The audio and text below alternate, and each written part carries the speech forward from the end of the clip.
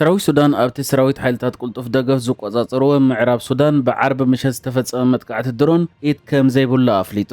ዳይሬክተር ውድብ ጥዕና ዓለም ዶክተር ቴድሮስ ኣድሓኖም ኣብቲ ኣብ ኤልዳይን ዝበሃል ከም መምሃርን ሆስፒታልን ኮይኑ ዘገልግል ማእከል ብዝተፈጸመ መጥቃዕቲ 13 ህጻናት 2 ነርሳትን ሓደ ዶክተር ዝርከብዎም 64 ሰባት ከም ዝተቆተሉ ገሊጹ።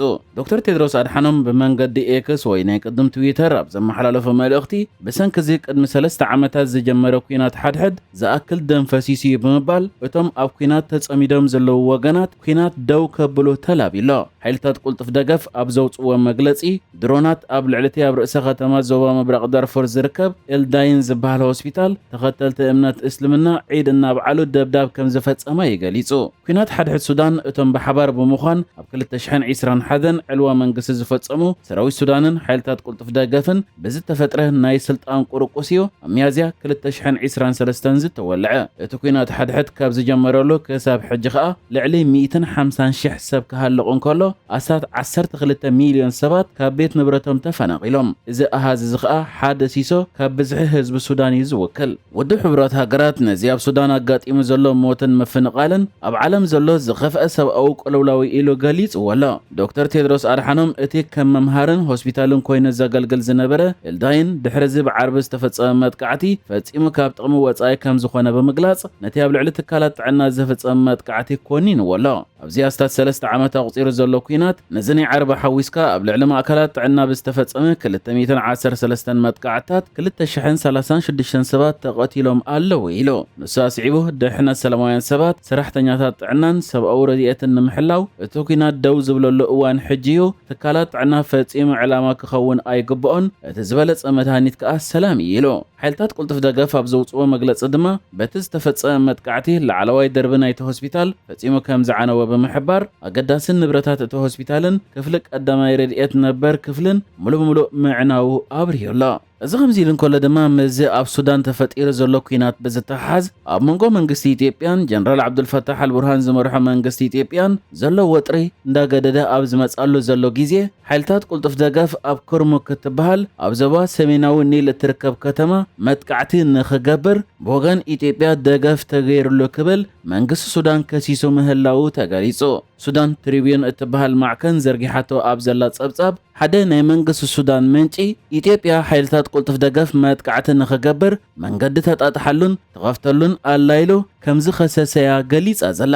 ከም ዝፍለጥ ሓይልታት ቁልጡፍ ደገፍ ህዝባዊ ምንቅስቓስ ሰሜን ምስ ዝበሃል ካልእ ተቃዋሚ ጉጅለ ናይ ሰራዊት ሱዳን ኮይኑ ሓቢሩ ንከተማ ኩርሙክ ንምሓዝዩ መጥቃዕትታቱ ዝገብር ዘሎ። እዚ መጥቃዕትታት ከኣ ብወገን ኢትዮጵያ ደገፍ ከም ዝተገብረሉ እዩ ሰራዊት ሱዳን ከሲሱ ዝርከብ። እዚ ናይ መንግስቲ ሱዳን ምንጪ ብተወሳኺ እቶም ኣብ ልዕሊ ሰራዊት ሱዳን መጥቃዕቲ ዝገበሩ ሓይልታት ቁልጡፍ ደገፍን ሓይልታት ህዝባዊ ምንቅስቓስ ሰሜንን ካብ ኢትዮጵያ ተበጊሶም ነቲ መጥቃዕቲ ከም ዝፈጸምዎ፣ እዚ ኸኣ ብወገን ኢትዮጵያ መጥቃዕቲ ንኽፍጽሙ መንገዲ ይጣጥሓሎም ከም ዘሎ ዘርኢ ብምባል ኢትዮጵያ ኣብ ኩናት ሱዳን ጎኒ ሒዛ ንሓይልታት ቁልጡፍ ደገፍ ትድግፍ ኣላ ክብል ይከሲሱ ዘሎ። ከም ዝፍለጥ ሱዳን ቅድሚ ሕጂ እውን ኢትዮጵያ ንሓይልታት ቁልጡፍ ደገፍ ኣብ ቤንሻንጉል ጉሙዝ ማዓስከር ከፊታትሎም ኣላ ክትብል ከሲሳ ዝነበረት ኮይና ብፍላይ ድማ ሮይተርስ ብዛዕባ እቲ ማዓስከር ኣመልኪቱ ድሕሪ ዝዘርግሖ ጸብጻብ ሱዳን ኣብ ልዕሊ ኢትዮጵያ ክስታታት ክተዛይድ ተረኣያ። ብጀካዝ እውን ናይ ኢትዮጵያ ድሮን ኣብ ውሽጢ ሱዳን ኣትያ መጥቃዕቲ ፈጺማ ክብል እውን ሰራዊት ሱዳን ከሲሱ ምንባሩ ይዝከር። እዚ ዘሎ ምዕባለታት ከኣ ንኢትዮጵያን ሱዳንን ኣብ ሓያል ዲፕሎማስያዊ ወጥሪ የእትይወን ምህላው እየ ዝግለጽ። ብፍላይ ድማ ብወገን ሱዳን መንግስቲ ኢትዮጵያ ንሓይልታት ቁልጡፍ ደገፍ ይድግፍ ኣሎ ዝብል ክሲ ብተደጋጋሚ እዩ ዝመጽእ ዘሎ። መንጎ መንግስቲ ፌደራል ኢትዮጵያን መሪሕነት ትግራይን በቲ ሓደ ወገን መንጎ ኢትዮጵያን ኤርትራን ድማ በቲ ሓደ ወገን ዲፕሎማስያዊ ወጥሪ ከምኡ ድማ ሓያል ፖለቲካዊ ፍሕፍሕ ተፈጢሩ ኣብ ዘለወሉ ግዜ ኣብቲ ዞባ ሓድሽ ኩናት ከይለዓል ይስጋእ ዘሎ ኮይኑ ኣብ ከምዚ ኩነታት ድማ ኣብ መንጎ ናይ ትግራይ መሪሕነትን ናይ ኤርትራ መሪሕነትን ዘሎ ምቅርራብ እንዳዓመቆ ይመጽእ ከም ዘሎ ክግለጽ ኒሕዮ። ሕጂ ድማ ሓንቲ ኣፍሪካን ኢንተለጀንስ እትበሃል ካብ እሙናት ምንጭታት ዝተረኽበ ሓበሬታ ዜና እትዘርግሕ መርበብ ሓበሬታ ዘርጊሓቶ ኣብ ዘላ ሓድሽ ዜና መንጎ ጀነራላት ኤርትራን ትግራይን ርክብ ከም ዝተገብረ እያ ገሊጻ። ብመሰረት እዛ ማዕከን ዘርጊሓቶ ዘላ ሓበሬታ ድማ ኣብ መወዳእታ ወርሒ ለካቲት ማለት ኣብ መወዳእታ ወርሒ 2 ብወገን ኤርትራ ብብርጋደር ጀነራል ኢዮብ ፍስሃየ ዝተመርሐ ንኡሽ ወተሃደራዊ ልኡኽ ናብ መቐለ መብጻሕ ከም ዝገበረን ርእሰ ከተማ ትግራይ መቐለ ድማ ምስ ሓላፊ ቤት ጽሕፈት ሰላምን ጸጥታን ክልል ትግራይ ጀነራል ፍስሃ ኪዳኑ ተራኺቡ ከም ዝተዘራረበ እዛ ማዕከን ጸብጺባ ዘላ። መሰረት ጸብጻብ ናይ እዛ ማዕከን ከዓ ሓላፊ ቤት ጽሕፈት ሰላምን ጸጥታን ክልል ትግራይ ጀነራል ፍስሃ ኪዳኑ ኣባል ናይቲ ዝሓለፈ ዓመት ዝኾነ ኩናት ንምድላው ተባሂሉ ዝቆመ ናይ ትግራይ ወተሃደራዊ ኮማንዶ ከም ዝኾነን ነዚ ብወገን ኤርትራ ብብርጋደር ጀነራል ኢዮብ ፍስሃየ ተመሪሑ ናብ መቐለ መብጻሕ ዝገበረ ናይ ኤርትራ ወተሃደራዊ ልኡኽ ከዓ ብወገን ትግራይ ንዝተረኽበ ወጅለ መሪሑ ከም ዝተራኸበ ገሊጻ ዘላ።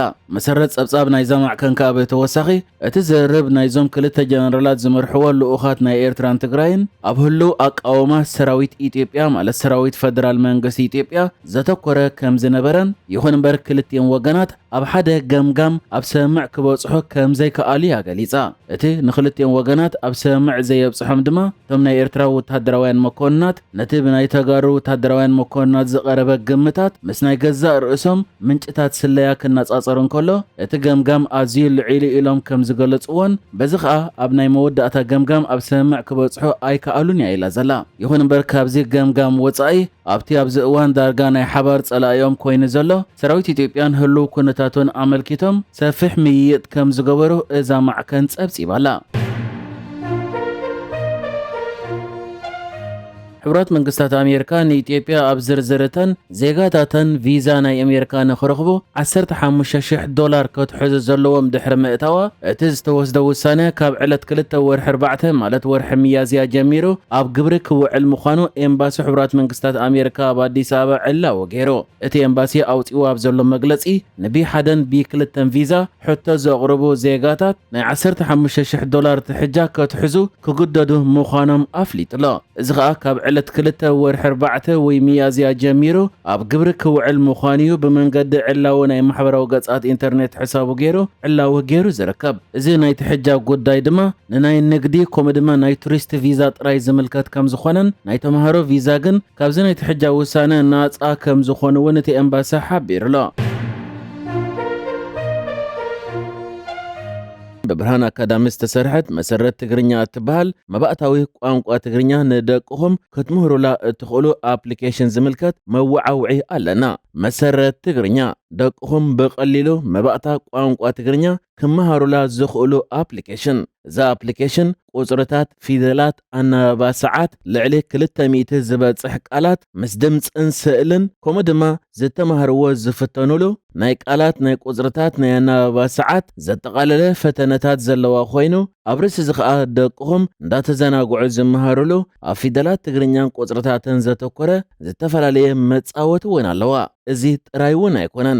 ሓንሳብ ኣውሪድኩም ብርትዓዊ ዋጋ ምስ ከፈትኩማ ብሕጂ ዝርጋሕ ዝተፈላለየ መደባት ኣብዴት ብምግባር ብናጻ ክትረኽብዎ እትኽእሉ ኮይንኩም ኣብዚ እዋን ከዓ ኣብ ፕሌይ ስቶር ኣቲኹም ኣውሪድኩም ክትጥቀሙላ ትኽእሉ ኢኹም። ንተወሳኺ ሓበሬታ ድማ በዚ ዝስዕብ ቁጽርታት ክትረኽቡና እትኽእሉ ኮይንኩም ናብዛ ኣፕሊኬሽን ዝመርሕ መላግቦ ድማ ኣብ ናይ ርእይቶ ቦታ ኣለኩም።